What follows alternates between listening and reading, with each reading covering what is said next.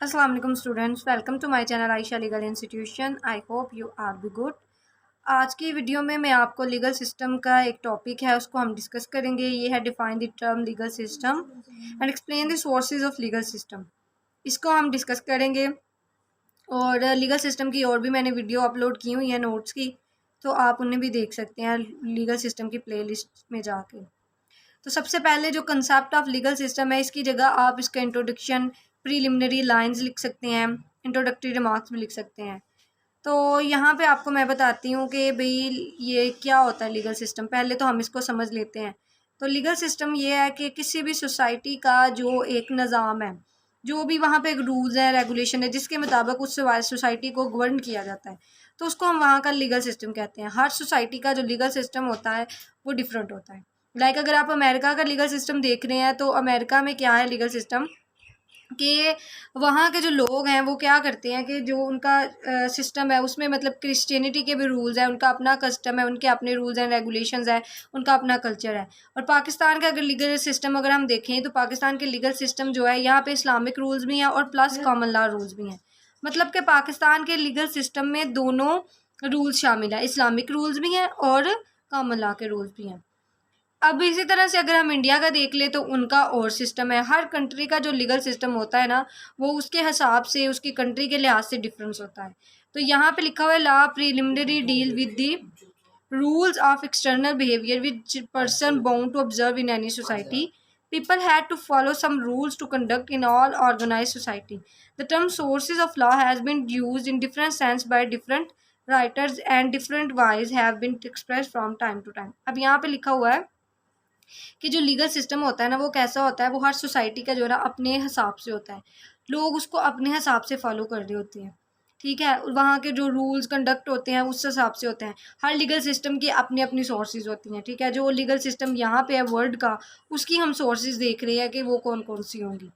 तो सबसे पहले इसकी जो है वो जी इंटरप्रिटेशन है, वो टर्म है ब्लैक्स लॉ डिक्शनरी के मुताबिक इसकी डेफिनेशन ली गई है। A body of rules of action or conduct prescribed by controlling authority and having legal binding force, that which must be obeyed and followed by citizens subject to sanction or legal consequence is a law. अब यहाँ पे है कि rules का वो मजमुआ होता है, जो कि क्या होता है, इसलिए होता है कि लोगों को क्या किया जाए, कंट्रोल करने के लिए एक अथॉरिटी ने बनाए होते हैं कुछ लॉज, ठीक है।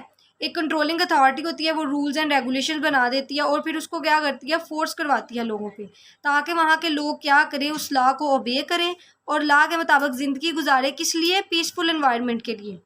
अगर किसी भी सोसाइटी ने अपनी लाइफ गुजारनी है, या उस लाइफ जो है सोसाइटी की बका के लिए, पीसफुल होने के लिए जो है कुछ रूल्स एंड रेगुलेशंस होते हैं, और अगर उन रूल्स एंड रेगुलेशंस को कोई फॉलो नहीं करता, तो फिर क्या किया जाता है, उनको पनिश किया जाता है।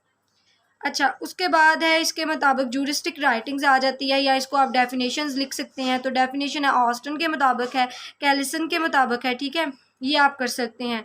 उसके बाद है इंटरप्रिटेशन ऑफ टर्म सोर्सेज क्या होती हैं, उनको आपने एक्सप्लेन करना है। सोर्सेज जो है वो कहता है कि ब्लैक्स लॉ डिक्शनरी के मुताबिक है कि इसको आप कह सकते हो कि सम टाइम ये जो है जी कोई लेजिस्लेशन अथॉरिटी यानी कानून साज बनाने वाली अथॉरिटी देती है। कभी ये जुडिशियल डिसीजन हो सकता है।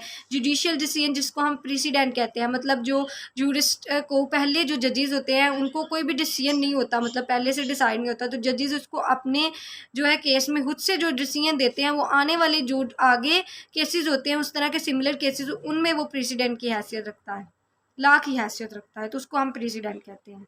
उसके बाद इसकी मैंने डेफिनेशन है भाई डिफरेंट जूरिस्ट के मुताबिक लिखी हुई है। उसके बाद सोर्सेज है, इसकी दो तरह की सोर्सेज होती हैं लीगल सिस्टम की, वो है जी एक आपकी लीगल सोर्सेज है और एक नॉन लीगल सोर्सेज है। लीगल सोर्सेज कौन सी होती हैं? जो कि नॉट जो है जी भी अथॉरिटेटिव बाय लॉ होती है, मतलब जिनको लॉ ने रिकॉग्नाइज किया होता है, उन सोर्सेज को हम लीगल सोर्सेज कहते हैं। अच्छा, लीगल सोर्सेज के बाद आती हैं नॉन लीगल सोर्सेज। तो नॉन लीगल सोर्सेज ऐसी सोर्सेज होती हैं जो कि अथॉरिटेटिव बाय लॉ नहीं होती, मतलब लॉ ने इनको रिकॉग्नाइज नहीं किया होता। जैसे हमारा कस्टम हो गया, एग्रीमेंट हो गया, तो ये लोगों ने खुद से बनाई होती हैं और ये किसी स्पेसिफिक इलाके के लिए होती हैं, उनको हम नॉन लीगल सोर्सेज कहते हैं। अब हम लीगल सोर्सेज की काइंड देखते हैं। उसमें हमारा कॉन्स्टिट्यूशन है, लेजिस्लेशन है, प्रेसिडेंट है, एग्रीमेंट है और ग्लोबल इंस्टीट्यूशनल डेवलपमेंट है। अब इनको हम वन बाय वन करके तो डिस्कस करेंगे। सबसे पहले कॉन्स्टिट्यूशनल लॉ। कॉन्स्टिट्यूशनल लॉ होता है कि हर एक स्टेट का ना जो सुप्रीम लॉ होता है ना, उसको हम कॉन्स्टिट्यूशनल लॉ कहते हैं।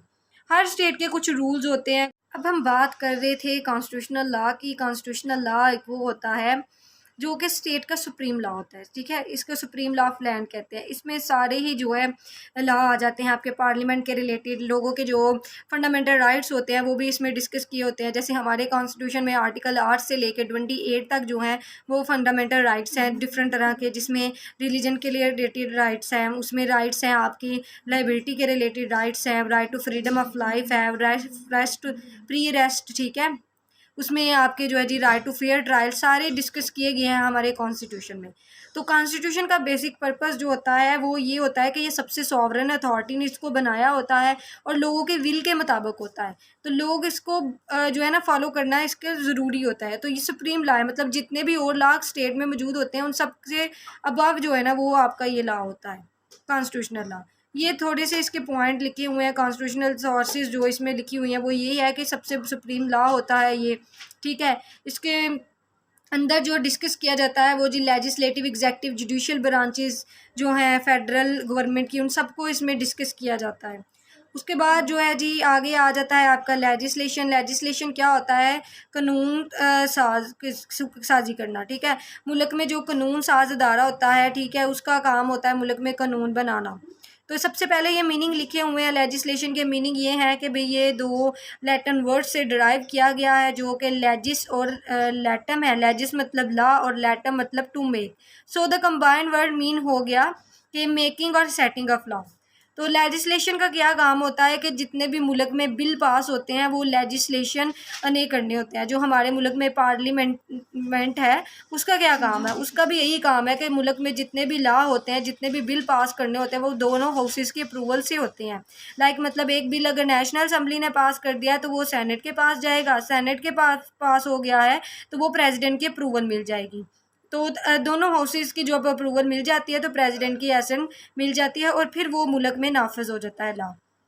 तो इस तरह से जो फाइनेंशियल बिल होते हैं वो सिर्फ नेशनल असम्बली ही पास कर सकती है, उसमें सेनेट की जो है अप्रूवल की ज़रूरत नहीं होती।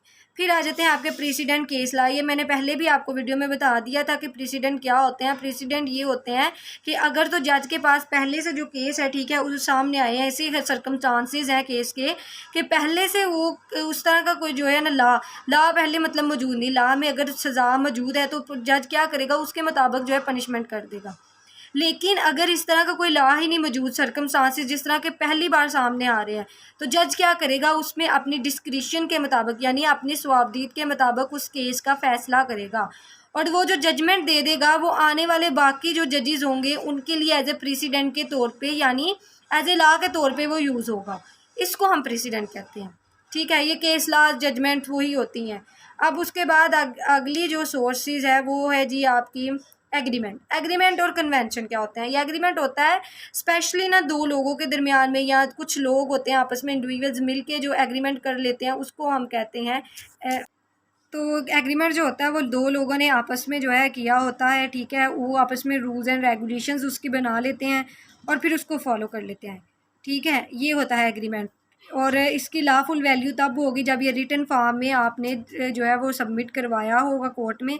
फिर ग्लोबल इंस्टीट्यूशनल डेवलपमेंट मतलब ये कुछ इंटरनेशनल लेवल पे ऑर्गेनाइजेशंस बनाई जाती हैं जैसे सार्क, ये IMF है, WTO हाउ है, इस तरह से। इन सब का क्या काम होता है? इन सब का काम होता है कि इंटरनेशनल लेवल पे जो है कंट्रीज़ के दरमियान में पीस कायम रखना, कंट्रीज़ के दरमियान में जो है लॉ को प्रमोट करना, इनका काम होता है। जैसे आपने देखा होगा कि UNO का एक चार्टर है UDHR, universal declaration of human rights का। उसमें हर तरह के जो है ना ह्यूमन राइट्स को डिस्कस किया गया है। तो वो किस लिए डिस्कस किया गया है? ताकि सबको पता चले कि सारे ह्यूमंस जो हैं जितने भी वो कंट्री से बिलोंग करते हैं सबके सेम राइट है। उसके बाद आ जाती हैं नॉन लीगल सोर्सेज। तो उसमें कस्टम है, रिलीजन है, जुरिस्टिक राइटिंग है। तो कस्टम क्या होता है? कस्टम हर इलाके का जो है वो स्पेसिफिक होता है। लाइक अगर आप पाकिस्तान के चारों प्रोविंसेस को देख लेते हैं तो पाकिस्तान में सूबा पंजाब का अपना कस्टम है, वहाँ के लोगों का रस्म व रवाज अलहदा है, सिंध के लोगों के रस्म व रवाज अलहदा हैं और इसी तरह से हर सूबे के जो है ना वो रस्म व रिवाज अलहदा होते हैं। तो कस्टम वो एक स्पेसिफिक सोसाइटी के लिए होते हैं और इनको अगर आप फॉलो करो तो ठीक है, अगर ना फॉलो करो तो इसके लिए कोई कंपल्शन नहीं है, कोई ऐसी अथॉरिटी नहीं है जो कि आपको पनिश करेगी कि आपने कस्टम को क्यों फॉलो नहीं किया है। उसके बाद ये कस्टम के कुछ जो है ना हाँ जी, तो ये एसेंशियल जो हैं वो बता रहे हैं कि कस्टम के लिए क्या ज़रूरी होना चाहिए। कस्टम के लिए जी उसको बार-बार अडॉप्ट किया जाना चाहिए, वो सबके लिए पीसफुल हो, तो फिर ही वो जो है ना कस्टम एप्लीकेबल होगा। ये जो एसेंशियल दिए हैं। देन उसके बाद आती है नॉन लीगल सोर्सेज़ में रिलीजन। रिलीजन जो होता है वो देखें आपके क्या है कि वो भी हमारा एक लीगल सिस्टम में बड़े अहम किरदार अदा करता है। लाइक अगर हमारे लीगल सिस्टम में देखें तो हमें इस्लाम के जो पहलू हैं वो नज़र आते हैं। इस्लाम के एस्पेक्ट्स जो हैं हमारे यहाँ पे ये कहा गया है, जैसे article 227 of constitution of Pakistan 1973 है, वो कहता है कि मुल्क में जितने भी कवानीन नाफज होंगे वो किसके मुताबिक होंगे, कुरान और सुन्ना के मुताबिक। यानी जो रूल्स एंड रेगुलेशंस हमें बता दिए गए हैं कुरान एंड सुन्ना में, वही हमारे मुल्क में नाफज होंगे। उसके बाद ज्यूरिस्टिक राइटिंग है, यानी कि जो स्कॉलर्स की राइटिंग है, जो वर्ड्स उन्होंने लिख दिए हुए हैं वो भी एक जो है कानून की हैसियत रखते हैं। उसके बाद आपने फाइनल रिमार्क्स लिख देना है या क्रक्स लिख देना है, तो आपका ये क्वेश्चन हो जाएगा कंप्लीट। इसी के साथ जो है मैं आपसे इजाज़त चाहती हूँ, मिलते हैं नए क्वेश्चन के साथ, तब तक के लिए अल्लाह।